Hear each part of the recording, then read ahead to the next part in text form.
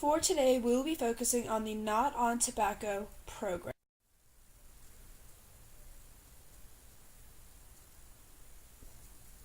The evidence-based program that is our target focus for today's presentation will be on tobacco prevention and control, tobacco cessation in teenagers, more specifically relating back to the Not on Tobacco program. Our target population for this program is teenagers that are boys and girls focusing between the ages of 13 to 18 years old.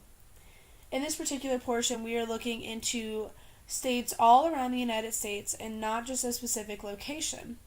Our goals for this evidence-based program is to understand and analyze how an evidence-based program works, more specifically the Not on Tobacco Teen Cessation program. We are going to identify key factors in this program and provide research supporting the program's success and how they have become successful.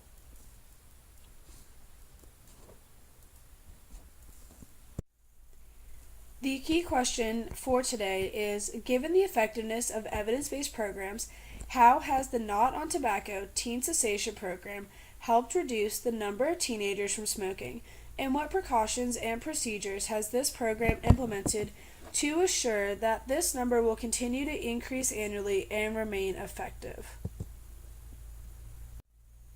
Social factors such as family, religion, and culture, and wealth impact the effectiveness of the program. When working with teenagers, social factors are extremely important. Studies from the Centers for Disease Control and Prevention have shown that in the United States, people living below the poverty level and people having lower socioeconomic status and educational attainment have had higher rates of cigarette smoking than the general population. Among people having only a GED certificate, smoking prevalence is more than 40%, the highest of any socioeconomic status group. If a teenager is living in a lower SES household and the parents smoke cigarettes, this can make the teenager more susceptible to smoking. When working with a program such as the Not on Tobacco program, researchers, volunteers, and staff members need to know as much as they can about who they will be working with. This could be talking to a counselor, trying to stay away from their parents at home while they are smoking cigarettes to avoid temptation, turning to playing a sport, and focusing on something else to draw all temptation away from cigarettes. The more social factors they learn about someone, the better they will be understood.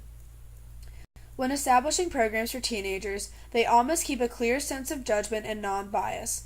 These students and teenagers are participating because they truly do want the help and may have never had the chance to reach out until now. These schools that the Not on Tobacco program focuses on must meet a criteria. When they end up finding these schools all over the United States, extreme diversity comes into place. This can actually be a great thing for them. The students can work with people that they feel comfortable and that can relate to. For example, a shy young white lady coming from a lower SES household will most likely feel comfortable and relate more to a younger white woman, since they are the same gender and race. Teenagers can be very sensitive and anxious to new situations, especially one that can be a challenge for them. The Not on Tobacco program has ensured that this program appeals and accepts diversity. The Not on Tobacco program encompasses short sessions, private small group settings, delivered to young men and women separately by the same gender, and also integrates nutrition, physical activity, and cultural identification. The most important thing that will help this program in the long run is allowing the teenagers to just feel comfortable and to talk to them in their normal surroundings. The results of this program have showed rather becoming successful and will continue to be successful. The Not on Tobacco program has addressed public health priorities rather well.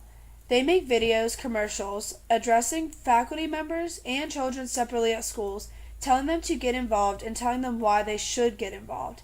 They work with major foundations such as the American Lung Association, the Centers for Disease Control and Prevention, universities around the United States, and World Health Organizations. They strive to get their program out there as much as possible. This program wants to help in any way they can by promoting nutrition, healthy and active lifestyles, sports, and bringing communities together. It is clear that so far what they have done is rather great. In the 2015 to 2016 school year for Colorado, 56% of students who participated in the Not on Tobacco program increased their grades and attendance. 66% improved diet and exercise, and 76% learned how to manage their stress better and not smoke.